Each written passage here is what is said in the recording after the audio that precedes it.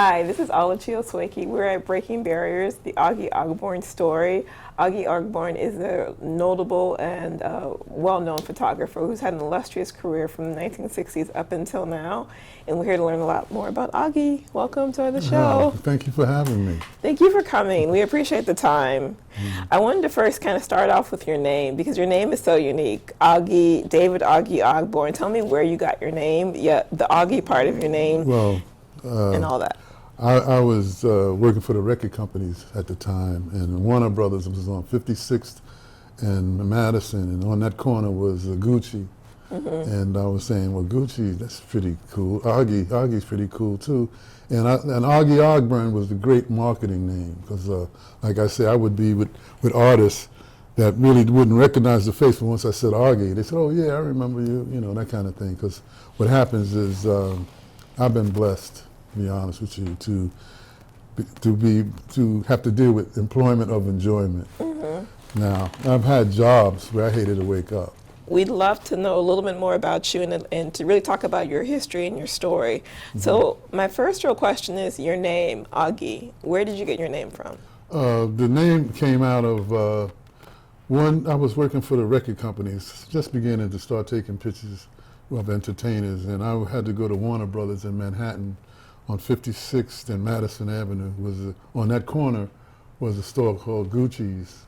And I looked at it, I said, Gucci, Oggi. I think Oggi and Gucci might work because, you know, I look at it as a marketing name, Oggi Ogburn, and I could be with an artist that might not remember me because, you know, we changed it with ponytails, afros, whatever.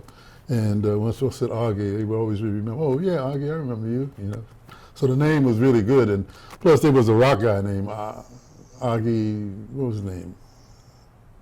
Yeah, I know who you're talking about. Yeah, well, Ozzy Osbourne. Right.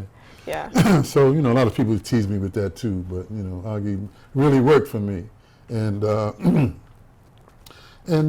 you know, prior to that, though, I grew up in Brooklyn, New York, and I really developed my personality there as far as learning how to hustle. You know, my mother never worked, and my father was a bus driver, and, you know, then he became a correction officer. But, you know, you had to hustle to get certain things because, you know, growing up in New York, particularly into that basketball thing, you had to have some Converse sneakers, and they was expensive. And I grew up in a neighborhood where Connie Hawkins and a lot of guys that played for Boys High grew up in the Bedford-Stuyvesant area. And then we moved out to Queens.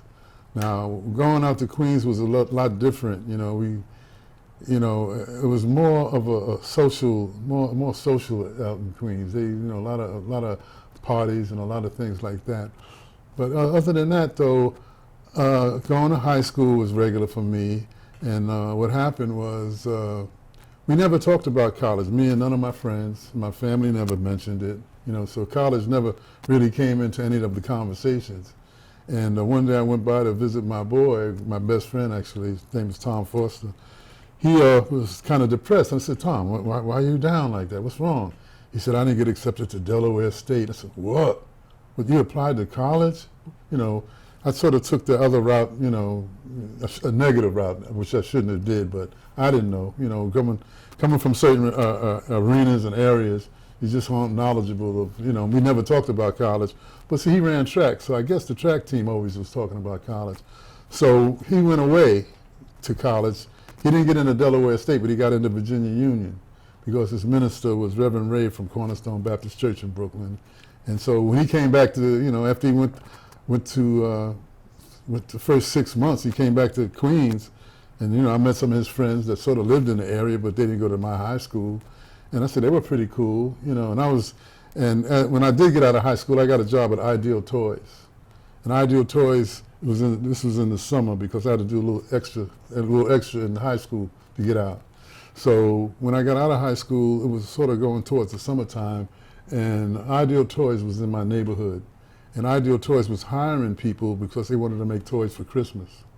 And so what happened, you know, I go to Ideal Toys and my boys tell me, well, we're having a party Friday. And my hours was from 4 to 12. And so my boys said, well, we're having a party Friday. So, you know, at 8 o'clock when I had lunch, I went to the guy that was in charge and told him I got a toothache, like I won't be back, you know. He said, well, don't tell me, tell the other person up front. You know, I said, well, yeah, I'm telling you. And that Monday when I came in, I got a pink slip. So my ideal toy career was over, you know. So what happened was, I don't know why I did this. I swear, I don't know why I did this. But I called up my grandmother, and I said, Grandma, I want to go to college. And she said, oh, good. Parker, take your transcript when he goes down to St. Paul's convocation. I had no idea. My grandfather was a minister, so I had to go to church every Sunday. I was an altar boy and all of that. But he was on the board of trustees of a small college in Lawrenceville, Virginia. And the president of the college used to stay at his house when he came to New York. Now, my high school grades wasn't that good, but it seems that, you know, the president of the school, you know, he hung out with my grandfather when he came to New York, saying, well, you know, these grades are horrible, really, but we'll see if he can make it. And so, you know, I'm not embarrassed to say, but I graduated from high school with a 66.09 average, where you can't get into a junior college with that kind of average. So my grandfather had to take this to his friend. But that's when I realized you could rise to the occasion, you know, because I got into the books, and St. Paul's was a small school. So when it was time to study, everybody was studying, which was a lot different from going to Howard. You know, you got at Howard, you got a lot of cats that are at Howard, but they're not in school, but they've been to school, and they're hanging around, and they know everybody, like you're meeting people. So when I got to Howard is when I really started to, really had to start learning how to discipline myself, not to, you know, party, because it was sort of like a party school in a way. And I belonged to this group called New Gam. It was NGA, no got the average, but, you know, we call ourselves New Gamma Alpha, whatever. And it wasn't sanctioned by the school. So when they had parties, they would have like parties at hotels with films on the ceiling of Frankenstein and stuff. And, you know, we became sort of like a good partying bunch. But I had to buckle down and get into the books. So, quick question for you. So, you were born in 1942 in Brooklyn. Mm-hmm. You ended up going back to school in 1968, I believe. That's when you That's when I graduated. Right. So, what brought? I started St. Paul's in 1963, though. Okay. How did you go from St. Paul's to Howard? Well, what happened when I went to St. Paul's, I had never seen a college before in my life, and St. Paul's basically, their first football game, they beat Howard. I'm saying, wow, this is great, you know. But their football field was really nothing but a lawn that was mowed, and the stands was nothing but 2x4s, you know, which really wasn't much. But, you know, I hadn't seen them at any college before. So I had a girlfriend that was in high school that was getting ready to graduate from high school. And when she graduated, she went to Virginia State. So what happened when I went to visit Virginia State, that's when I really saw a real college, a real football field, and you know, stands that was made out of concrete. I mean, a real college setting. Mm-hmm. St. Paul's was nowhere near that. So I tried my best my second year to get good grades so I could get out of St. Paul's. Because my first year I got all C's and 1D, and that put me on probation. You know, but coming from the high school thing was a big improvement, and so. Now, what happened at St. Paul's was I was roommates with two guys from New York. New York and Virginia, or the Virginia politics didn't get along too well, because what happened was the dean came in there. He was a young dean. When nobody was in our room, it was a bunk bed and a regular bed. He took a cigarette butt with a date on it and plucked it in the corner of the bunk bed, and came back a month later and it was still there. So that's what they used to tell me that they wasn't going to let me get back into St. Paul's, because I didn't, you know, the butt cigarette was still there, so they sort of said changing linen and, you know, doing a lot of other things. But it was when they want to get you out in them little dictator places, they can do it. So what was great about it, though, I got good enough grades that I got into Howard. That's wonderful. You know, and once I got into Howard, you know, you had to really buckle down. And I had disciplined myself to really begin to study. And something significant happened while you were in Howard. You became really you got really involved in activism while you were at Howard, and you met a lot of people who were very notable. Can you tell us a little bit about that? Yeah, well, I got to know Rap Brown pretty good. You know, we sort of hung out a little bit, And he was funny to me because he was like from Louisiana. I forget where he was from, but a southern guy, New York guy. Different types of conversations. And I was talking about Cleveland Sellers. We were in the APs together. He became involved with SNCC. And I didn't know him, but all of my boys knew him. I guess Arrington probably knew too, Stokely Carmichael too. Now, Stokely Carmichael was a student of Chancellor Williams, who I ended up eventually hooking up with. And in order to belong to Stokely's African American Revolutionary Party, you had to read Chancellor's book, The Destruction of Black Civilization, which was written in 1971. And in those days, when you had a transcript that you wanted published, you would just send it to the publisher and he would read it. And they told Chancellor, like, we want to publish this book of yours, but we need a picture of you to stick on the back jacket. But Chancellor was slick. He says, this book is about Edgar Allan Poe. It was a biography of Edgar Allan Poe, who was the book. No, The Destruction of Black Civilization. I'm changing now. Destruction of Black Civilization, he wrote that in 1971.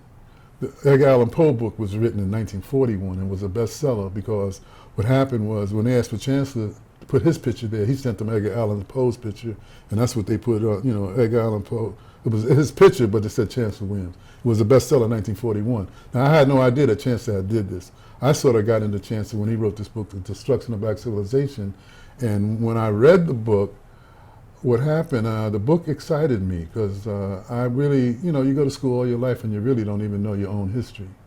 So this was, Chancellor's book was a lot about telling us how in ancient times, how, Africans built the pyramids. It was first in astrology and mathematics and architecture and a lot of great things that was accomplished during ancient times that we had no knowledge of because when I went to school, I was just hearing it from slavery was where it started for me, And so I got into Chancellor Williams' book, and when I got into his book, a magazine, I had to give the book back to her sister because she was from UCLA and she had gotten the book from Boston, and when I was with her and I looked at it and it influenced me and I said, I got to read this, and she says, well, no, I'm getting ready to go back to California. You're going to have to give it back.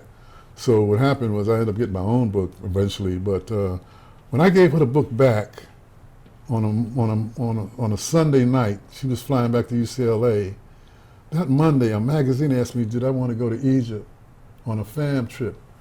And a fam trip is when they would, a travel agency would take you to Egypt, and they would take you around so that you could come back and try to encourage other people to take a trip to Egypt for a travel agency.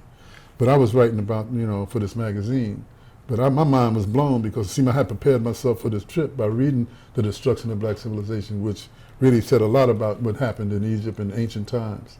And so I'm running around taking pictures of everything that I could, especially the Sphinx and the pyramid. And, eventually, I don't know if it's true, but it was a thing that Napoleon, he regretted that the Sphinx looked so African, had an African nose and stuff, that they shot it off with a cannon.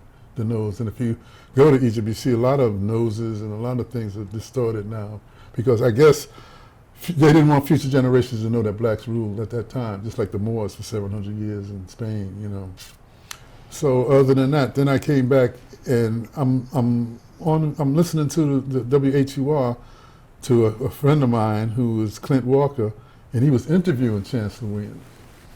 And when you read a book that influenced you and you get a chance to meet the author, you're gonna jump at it. So I called Clint up. I says, Clint, where how can I meet Chancellor? You was interviewing him the other day, and he said, well, Chancellor doesn't live that far from you. He lives at the Woodner, which is on 16th Street, and I live on 19th Street. So I wrote a letter to Chancellor telling him I had to meet him, and I made it seem like it was a special delivery because the Woodner Hotel was really a hotel and an apartment building. It was if a person came to Washington and they wanted to take a class for like 6 weeks or something, you could rent an apartment at the Woodner, And so I run around to the Woodner and I go to the desk and say, this is a special delivery for Chancellor Williams. And this is a letter saying that I got to meet you. I've been to Egypt, I read your book, I was influenced with you quite a bit. And so when I get to, so the guy tells me, oh, you could take it upstairs to him. I said, oh man, I'm not ready to meet this brother yet. I'm not really ready to meet him yet. So, in hotels, they got long hallways. Matter of fact, Smokey Robinson, when he stays in hotels, he jogs. So it's always so long. And I ran down the end of the hall and stuck it in his mailbox. And I'm turning around, I'm running to get away because I don't want to meet him yet. And he opens the door and says, "Thank you," with this deep voice. And I didn't hear from him the next day. I was upset, like, dang, man, I sent him a special delivery. You didn't call me back yet. But I think about 4 or 5 days later, one of his assistants called me and said that Chancellor will meet with you next Thursday between 3 and 5. I said, solid, I can't wait to meet this brother, to be honest with you. Now, I had no idea that Chancellor was blind, but he taught at Howard 27 years. And he gave me the impression that he lost his eyesight by being in Africa doing research, in the bright sun or whatever, because he had glaucoma, and he wore glasses and he, took drops in them every day, that kind of thing. So when I did go to see him, it was between 3 and 5. I fasted that day. I didn't want no energy to digesting food or anything. I wanted everything in my mind to deal with this great man. So he opens the door for me and we sit down. Now, he don't know me from Adam. And that's when you have to really gain his trust. And he was asking me, what did I do? I said, well, I work for the record companies taking pictures and, because actually when I got out of graduate school, I sort of had 3 jobs. One of them was I thought I was a photographer without really having that much equipment, but I could do with the equipment I had, I could do things at the radio station, which is WHUR, is where I got started. Well, I met Chancellor Williams, and I go to his apartment, and he asked me could I work with him a couple of hours a week. And I said, of course, I would love to work with you a couple of hours a week. But this was just after I graduated from graduate school, where I began to have 3 different kind of jobs. One of them was I made that commitment to Chancellor Williams to work with him a couple of hours a week. I also was an assistant sound man at the DC Black Repertory Company, which was a company that was started by Robert Hooks, which was an extension of what he had did in New York with the NEC. And he came to Washington, which was his hometown. And I didn't know this, but he was asked to come by P.D. Green to come back to D.C. and start something because of the riots had taken off in 1968. And P.D. Green asked Robert Hooks, would he come back to D.C. and do something? So when he came back, Robert Hooks hooked up with Ed Murphy, who had the Ed Murphy Supper Club, and he also had the Romney House Hotel. And Robert Hooks, in his interview, talking about how he started the rep, was telling me how Ed Murphy was very significant in getting them started, which I wasn't aware of. So I'm at the DC Black Rep watching different plays now. Coming from New York, I had never been to a play before. And I met a girl at Howard, her name was Loretta Green, who was an actress. And because of her, I went to my first play. She was doing something at the Ira Aldrich Theater, in Washington, at Howard University. And that was my first play that I ever seen. And I sort of fell in love with the theater because even hanging with Chancellor Williams and seeing how blacks did so many great things that we were unaware of them doing, I looked at the theater as a place where you could get a message across without beating people over the head. That's very preaching, true. So going back to Chancellor Williams, what exactly did you do for him? You worked for him for a couple hours a week. What kind of work were you doing for him? Well, it started out reading the Times, reading the magazine, the Times. There was Newsweek and the Times. He wanted to keep up with the news. And then that's how it started, but I eventually traveled with him because he was blind, and being in the record companies, I sort of knew how to get around, airports and get around. And one of my first trips with him was going to Chicago. We were going to the Third World Press, and the Third World Press was the one that published The Destruction of Black Civilization. Haki Matabutu, known in the Howard University circles as Don L. Lee. So me and Chancellor are traveling to Chicago, and we were at the O'Hare Airport, and there's 2 gentlemen sitting down, and they recognized Chancellor. Like I say, Chancellor's blind, so Chancellor recognized their voices and sat down with them. And I just so happened to have my camera, and this is one of the greatest pictures that I ever took. I might tear up talking about it, because it was Yusef Ben Jochannan, who they called Dr. Ben, and the other gentleman was John Henry Clark. And both of those men had been writing and interpreting history for us, because the history that had been written they told their story, and these brothers was telling the story from the loser's point of view. Because I remember Chancellor wrote his book, The Destruction, where he said that the average cab driver would understand it, So these 3 historians were going to really visit the Third World Press, and they had sort of like a meeting there, And after that, me and Chancellor traveled all over. I ended up taking them to the doctors, taking them shopping. Yeah. And actually, it wasn't a burden because I was dealing with him, but after a while, I know and if I made an appointment with him, I wouldn't cancel it because I was supposed to work with Aretha Franklin, and I thought I had to cancel her because I made I made a commitment to him. I'm gonna take you to here. So, but after a while, he caught the Alzheimer's eventually, and so he ended up he eventually ended up being around his own family, Right. because he had a bunch of sons and daughters, really. So, quick question for you. So, you talked about your three different careers. You alluded to the photography, and you alluded to working with the with some of the notable people. You mentioned Aretha Franklin just right now. Talk to us a little bit about photography in terms of your work in photography, and really what makes a photograph special. Is it the people? Is it the composition? What about photography drew you, and what makes your work stand out? Well, I remember one time Chancellor was going to go to a radio station to be interviewed about his latest book. And one person said, so what happened was we called the station, and the girl said, well, I haven't read the book. Could you come back at another time? So that's when I realized, you could have three people on a project, and one person can mess up, and the project doesn't work. But with the photography, I took the picture, I went home and developed the film, and I printed the picture, and then I put it on my wall, and I'm looking at Jesse Jackson like, wow, this was a big deal to me at the time. And so I fell in love with photography. How did you get into photography? How did you get your first camera? How did you learn how to develop film? How did you learn all the nits and bits of it? Well, what happened, I had just left New York. I had just got a divorce. I left New York, and I came back to Washington. I graduated in '68. This was like 1970. And I came back in 1970, and a friend of mine, the same friend of mine that was depressed about didn't get into Delaware State, asked me did I want to go to graduate school. So I'm saying, well, Tom, I'm not really here, I'm not here to do graduate school or anything. I just want to, He said, but they pay you to go. Okay, so the National Institute of Health paid, a stipend for me to go to graduate school. But while I was in graduate school, is when the same brother, Tom, was working for RLA, Redevelopment Land Agency, and in the summertime, he would have programs for children. And he asked me would I teach them photography. Now, I was like maybe about 3 months or 4 months ahead of the kids, to be honest with you. But I had learned how to develop the film and print the pictures and stuff like that. So this is what I tried to, teach these kids. And and plus, what worked out beautiful for me was my sister had let me use a camera. There really was no heavy camera, but it was a cool camera. And a girlfriend of mine had a dark room set up that somebody had left at her house. So I had really started this whole photography thing at the Envoy, where I started Oggi's Kitchen, with really putting up any money, because by working for RLA that summer, they bought the supplies that I needed. And like I said, I had a camera that really wasn't that great, but I was working towards getting a better camera. And eventually I ended up buying my first camera, was a Nicomat.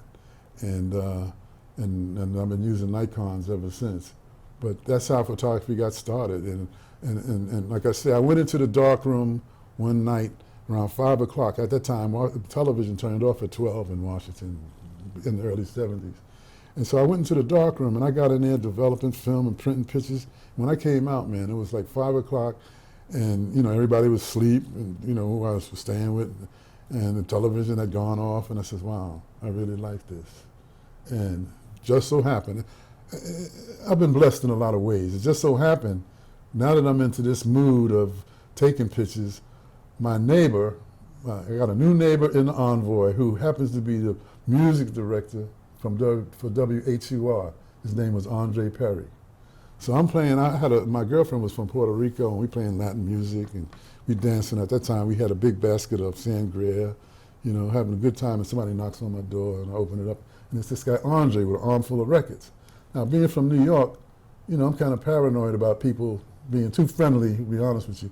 So I slammed the door in his face at the time, but eventually, he became my best friend. And he was the first music director at WHUR. So that's when I started hanging around the radio station. And when photography met music, that's when an employment of enjoyment was born. So you talk about the employment of enjoyment, but actually I'm kind of curious. Where is the intersection there for you? So you got to be around the music company, you got to be around records, and then you're also taking pictures. So tell us a little bit about that and how you got involved with some of the premier musicians at your time. Okay. Well, what happened was I'm hanging around the radio station, and it became Roberta Flack Day was coming up. And the first time they asked me to take pictures, I was kind of nervous. But the second time I said, hey, you go for it. You got to go for it. So it was Roberta Flack Day, and she was on. It was a big thing on the mall for her, but we was in the hotel. I'll never forget this. This cat named Joel Gorham, not Joel somebody, was worked for Atlantic Records. When he was presenting Roberta Flack this gold record plaque, he was saying, Roberta Flack made a lot of money for a lot of people. I said, wow, that sort of stuck out in my head when he said that, you know. And this is my first time ever working for WHUR, but after that, me and Andre became boys again. And when you're the music director at a radio station, you get a lot of perks. You know, he got a lot of tickets to concerts and stuff like that. And believe it or not, I got a call one day, and this cat says, my name is Larry Dunn. I'm with Earth, Wind & Fire. And I heard when I come to D.C., I should hook up with David and Denise. I said, yeah, man, you know, come on by. So when they came by, it was him, Philip, and they had a girl with them in the beginning named Jessica Cleve, was with the group when they first started. So me and Philip became real tight, you know, and next thing I know, I'm hanging out with Earth, Wind & Fire, one of the baddest groups in the land, you know, and you know, matter of fact, they're still functioning now. And after that, you know, it just became Tina Marie, and you know, because what happened was at that time, record reps from the record companies would go to the radio station with arms full of records, give them to the music director for him to give out to the different jocks at the station. And I got to meet all the record reps. And what I think worked for me too was BET was here also. And see, I was a person, when I rode with them, I used to ride in the front with the limousine driver. I didn't want to be in the back asking questions, where you been, where you going, you know. So I sort of, you know, so I got respect because I wasn't in their face bugging them about anything. And next thing I know, anybody that was going to BET, they would call me up, you know, meet us at BET. Janet Jackson was with Virgin Records at the time, and you know. So when you would go there, you'd take pictures of the people, and anything else you'd be doing? Well, there was a show called Video Soul that Donnie Simpson did. And actually, the way Video Soul worked, they would do like 3 shows.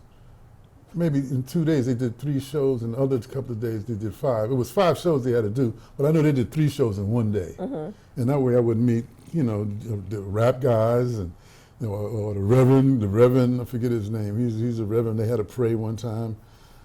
Reverend Run. Huh? Reverend Run. Not Reverend Run, but this. Jesse Jackson. No, this was. He had a TV show on BET. I can't think of his name, but he was a Reverend. You know, he was a singer too. He sang. You know, and I worked with him one time with the Winans, and I remember them making fun of him. They, you know, it was having fun, I guess. And you know, so I got to work with a lot of gospel groups, a lot of rappers. But my main thing was when I worked with like people like Sade, and you know, the OJs, and I got real close to Gerald Levert with the group Levert, you know. And it was kind of funny, that particular group, they would come to BET and be bored, but they couldn't wait to leave BET to go into the studio. That was Gerald's thing. They loved the studio, him and Mark. I forget Mark's last name, but he was the third guy, because Sean Levert, Gerald Levert, and the guy I just mentioned. Boy, you're getting old or something, ain't it? You know, but That's pretty amazing, though. So you got to interact with them, you got to work with them, you got to work with some of the premier talent, you know, at that time. Now, also being blessed was a convention in Atlantic City called the Impact Convention. And so when I would cover the Impact Convention, that's when record companies would bring their new artists to show, because the Impact was a magazine, but it held retail, radio, and I guess theater, whatever, you know, concerts. And so it would be so the Impact Convention was where the artists would bring, the record companies would bring their new artists. That's where I met Boyz II Men, and you know Quincy's people, you know. That's awesome. You know, well, like I say, the whole thing, I feel blessed, you know, with employment of enjoyment like that, because at one time I used to hate to wake up. Really? Yeah, I was a social worker when I first got out of school, and my area was Harlem. And it was during that period where there was a picture that Denzel was in as a gangster drug lord in Harlem. And it was during that same period that I was running through Harlem. And it was really a disaster what was going on there with the drugs. And so I left there and went to General Motors. Now, General Motors was corporation, was corporate America. And I think if I had gone into service, I might have been able to deal with that a lot better. So what happened one day, you know, my boss, you know, sort of like set up like the service. Instead of being a colonel, they had, you know, assistant vice presidents or whatever. So one day, the guy that was my supervisor asked me to do something one day, and I wasn't able to do it. He called me that evening and says, "Were you able to do what I asked you to do today?" He says, "I didn't get a chance to get around to it." Then he says to me, "But I gave you an order, you know, like I gave you an order." And I said, "Well, look, Colonel." And he said, "Don't you dare call me by my rank unless you're in uniform." And after that came F.U. And so my General Motor days went down the tube. Yeah. So I came back to D.C., you know, and that's when my boy says, "Do you want to go to graduate school?" And God works in mysterious ways. That's pretty interesting link there. So while you were in DC and got to interact with all these people, got to work downtown in BET and all of those things, what was happening to all those pictures you were taking? Were you just collaging them? Were you working professionally? No. It was the record companies would be hiring me. They wanted pictures of Donnie Simpson not shanking, but shaking hands with, you know, Barry White or, you know, whoever I came into town with. You know, it's kind of funny how I work with so many people, you know, like Mickey Howard was great, you know, she was wild. Oh, one of my favorite groups was the Temptations. Really? Now, because at the time, Ollie was singing lead singer for them. And his record was "Treat Her Like a Lady," and but you know, I asked Melvin, who was the bass of the group. I said, "Melvin, I used to go to Apollo, and it'd be like 13, 14 acts. How did anybody make any money?" And he said, "Well, the main acts made money, and the other guys was there really just promoting their records. I mean, promoting their music to the public, you know." So he was saying, I was wondering. But, you know, working with the Temptations was really great for me because that's who I used to party with. The girls all right with me. I even see my boy now turning, swinging with his trench coat on, swinging. The girls all right with me. My boy Bob Daughtry. Yeah. Those great memories. How long were you there for BET and working at industry? Well, BET, you know, from that until when they went to New York, I guess in 2000. You know, so I was with them for quite a long time. Okay, you know, did all the Arista stuff there. I also worked for a group called Black-owned broadcasters, NABOB, Nationally Black-owned Broadcasters. And they had an event here twice a year, and they would have an awards dinner. And at the awards dinner would always be an award to a politician, award would go to, and the entertainment would be like James Brown or Shaka Khan or, you know, even had Vanessa Williams one time, she was cool too. And Patti LaBelle, these were the ones that would be performing, but they would be getting awards too. I remember John Singleton gave an award to Spike Lee, you know, this would be those kind of things, that kind of adventure. And I did that for 24 years. Oh, wow. So I got to shoot, you know, Colin Powell and politicians, the first black female to become a senator out of Chicago. Can't remember names, but, you know, you know, and so to be honest with you, when I look at my photo collection now, after 40 years, 24 years with NABOB and Impact and, you know, BET and just working for the record companies, I'm overwhelmed with what I have. Really? Yeah, it's a lot. Wow. You know, and every day I discover more and more because, see, when I work for the record companies, I give them a contact sheet and they pick out what pictures they want, and then I go on to the next gig, you know. So now that I'm looking at these contact sheets, I'm seeing pictures of, you know, Anita Baker, you know, throwing a, you know, skirt around and saying, wow, you know, you find that you have a lot of things that you let go by. Right. Now, what pictures I have on my wall to uplift and inspire me is Nelson Mandela, Rosa Parks, Desmond Tutu. I haven't put Dorothy Height up yet, but I have some great pictures of her. Now, how did you get to meet those people? How did you get to meet Desmond Tutu, Rosa Parks? Okay, one of my best friends was George Wilson. He worked on Capitol Hill. And he worked with all the senators and congressmen. And Rosa Parks ended up working for John Conyers out of Detroit.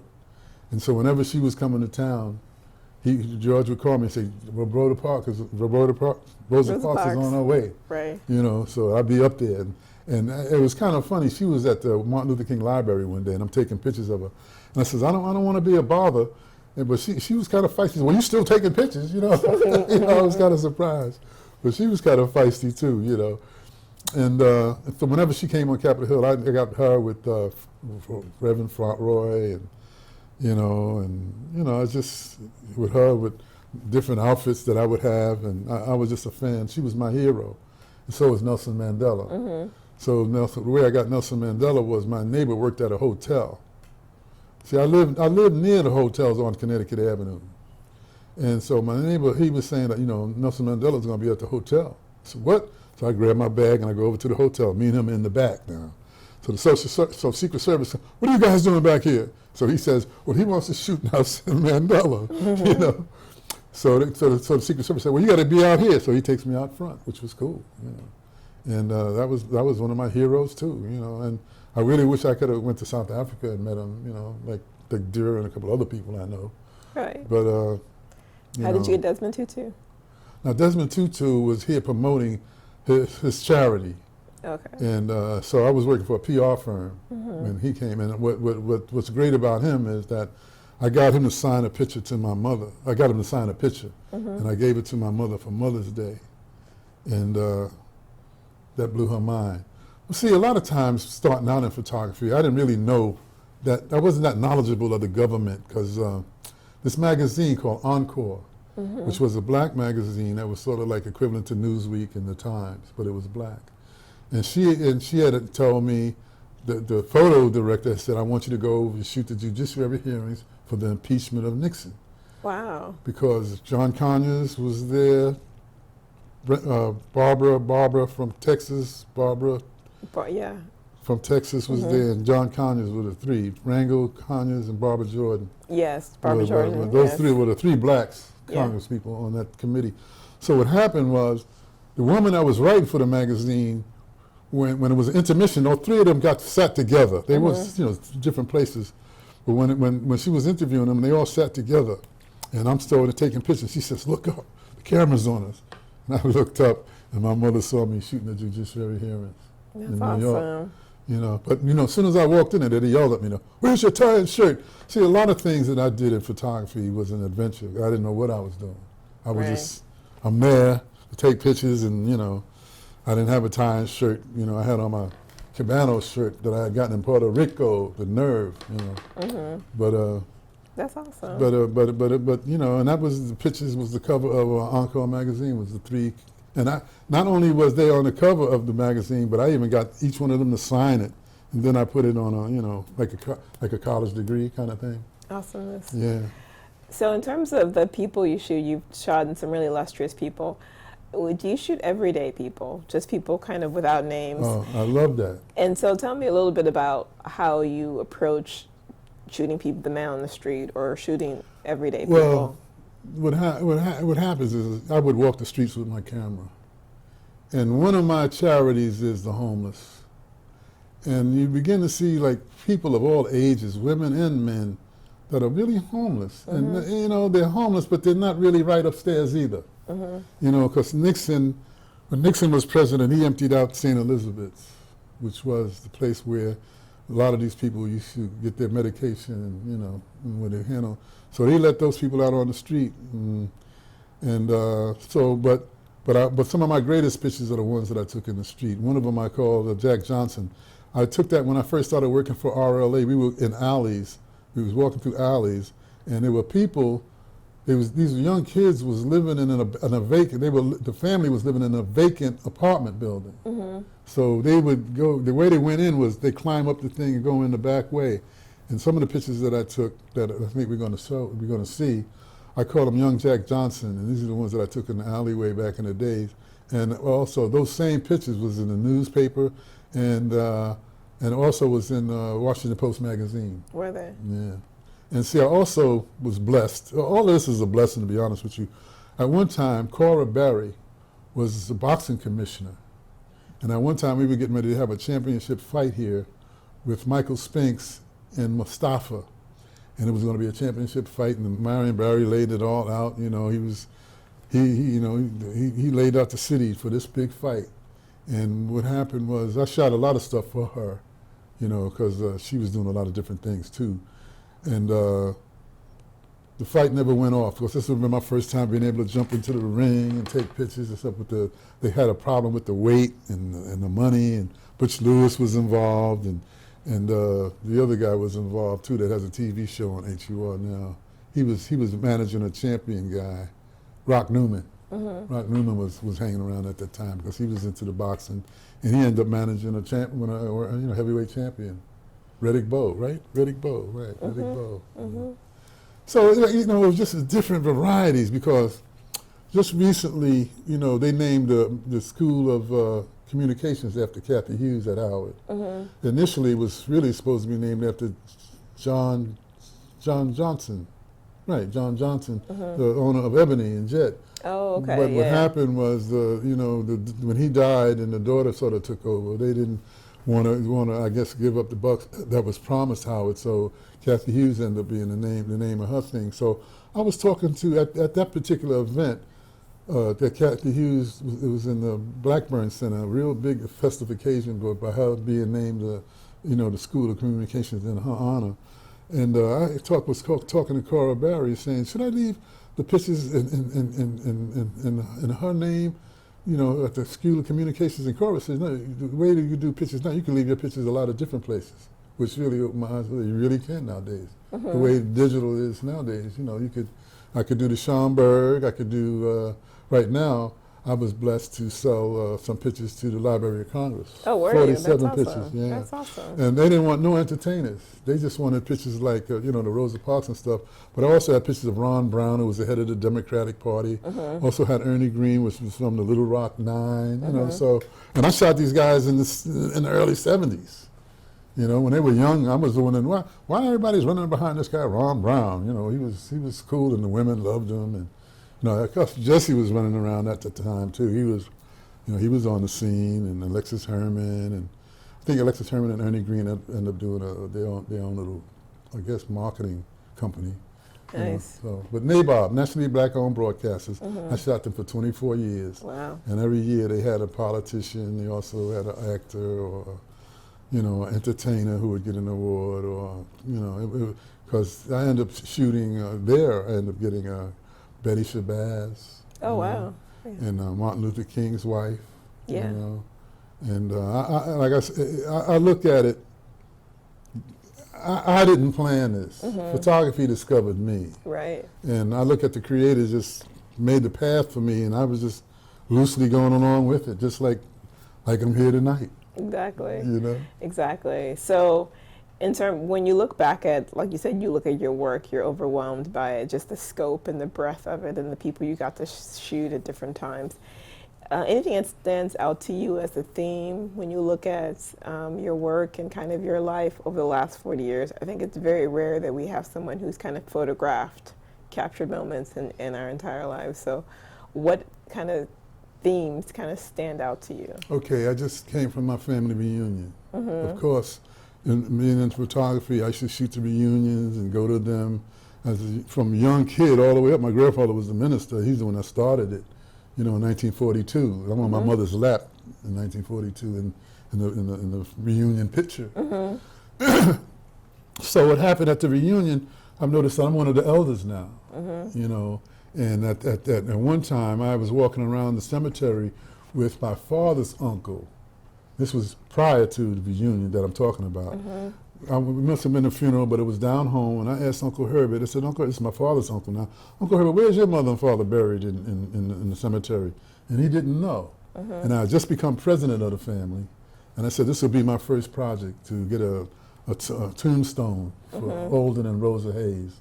And I did that maybe 15 years ago, but just recently at the last reunion, I had to do libations, and that's when I said that I was pouring libations for the family members in the cemetery, and all the members that have gone before us, and all of our ancient ancestors that built the pyramids, and was the first in medicine and astrology and archaeology, and just so many things that we Right. had done during historical times.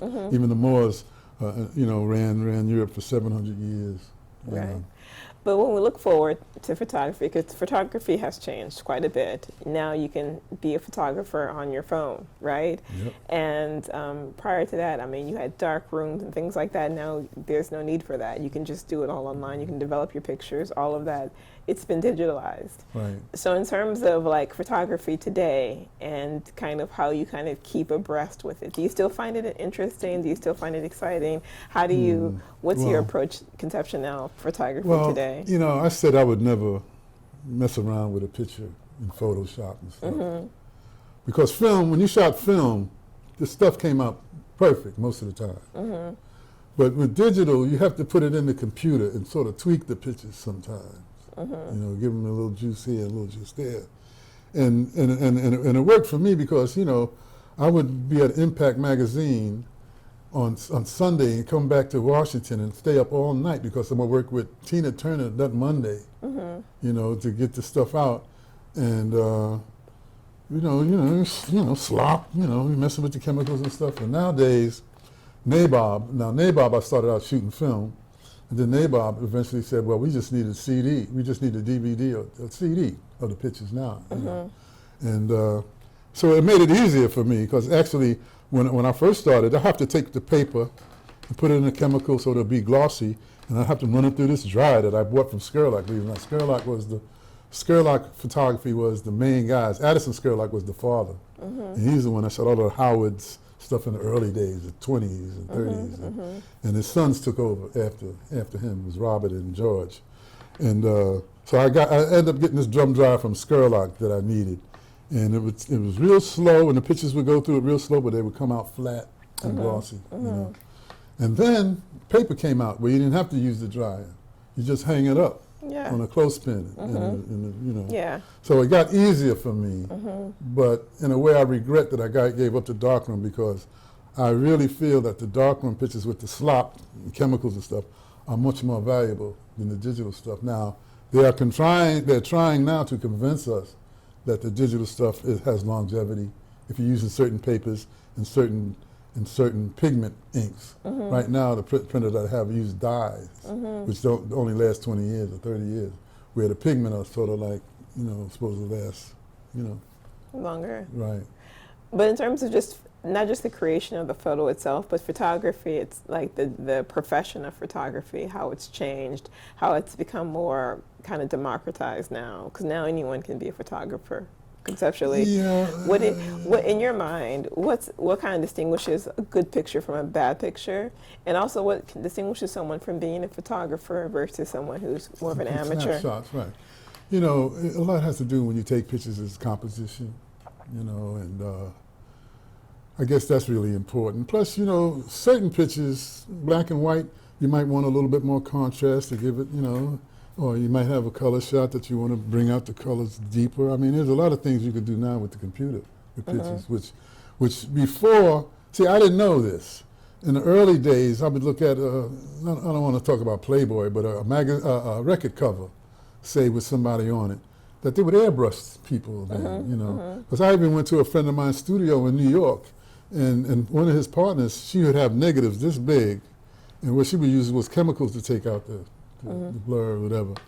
Okay, so one of the things I did a little research prior to coming here, and one of the things that stood out to me about you was this idea, and you kind of talked about it earlier, about this idea of really kind of imagining or like kind of reclaiming the black identity to a positive one, right? Not just taking the idea of like slavery and things like that, but really looking at kind of the black experience holistically and thinking about it in a very positive light. And you were talking about how film and photography kind of ties into that, this belief that really you define yourself, and you define yourself in like the best the best frame that you can. So tell us a little bit about kind of your desire, or what would you hope to kind of impart on like the next generation? What would you want photographers, black photographers, or anyone actually to think about as they take pictures, as they capture their own lives, their own history, and really kind of create the soundtrack for their own lives. Well, see, that's one of the reasons that I'm really glad to see that everybody has cameras now, because everybody having cameras, they really are documenting their own history. Mm-hmm. You know, and knowing your history empowers you. Mm-hmm. You know, and you know, I like I say, I've been blessed in a lot of ways to be exposed to so many different variety of different people. And you know, when I went to New York to visit my friends, we were standing in the room, they were playing conga drums, and I said, let's go to the Schomburg. It's too much traffic, you know, so you got to surround yourself with people that are, you know, sort of on the ball, and you know, and have interesting things that they like to do. And you know, and this is strange. My apartment building, they turned off all the electric in an apartment building to put up to upgrade the system. Mm-hmm. Without having no electricity. I mean, you can't use your phone, your television, nothing. I picked up a book Yeah. and started reading, you know. So that's another thing. I turn off the television now. Mm-hmm. I look at it as an idiot box, really. I don't have cable anymore. Mm-hmm. And I sort of try to plan ahead or dream, or I'm a dreamer, Mm-hmm. you know. And to me, dreams are the seeds of reality, Mm-hmm. you know. And Yeah. and I, you know, I just hope that with the way that I use my way of uplifting and inspiring people is through, you know, the new media, you know, not texting, but the Facebook and Instagram. I put up images and I say things that hopefully will uplift, and you know, like, you know, you got to empty the cup to fill it up again. Right. I got a million of those type of sayings, you know. Yeah. And so what has happened is I've got to be known by many photographers now out of New York, and one of them is Anthony Barboza, a heavy photographer, and he had me in an exhibit in the Brooklyn Museum, you know. And Deborah Willis is another person that has helped my career quite a bit. She worked at the Smithsonian, she also worked at the Schomburg, and now she's the one teaching at NYU, photographic department, you know. And she had me in a lot of her books, and that's how I got to meet a lot of other photographers. And be honest with you, to survive in photography today, you have to have a good quality picture, you know, and sometimes you need a pro to do that than your nephew that got a camera or whatever, you know. Because, you know, like I say, a lot of the stuff that I did when I first started out, I didn't know what I was doing, but you just rise to the occasion. Right. You Right. know, You learn along the way. Just like we're doing tonight. Yes, we We're are. rising to the occasion. Well, thank you so much for this. This has actually been very, very enlightening. I think some of the things that you said are very salient as we think about our past and also our present, as documenting our own history and just really understanding the power of the visual medium. So this has been Breaking Barriers. I want to thank David Oggi Ogburn for showing up, and not just for showing up, but for imparting such great wisdom to us. And we want to thank you for tuning in. And we hope to see more episodes.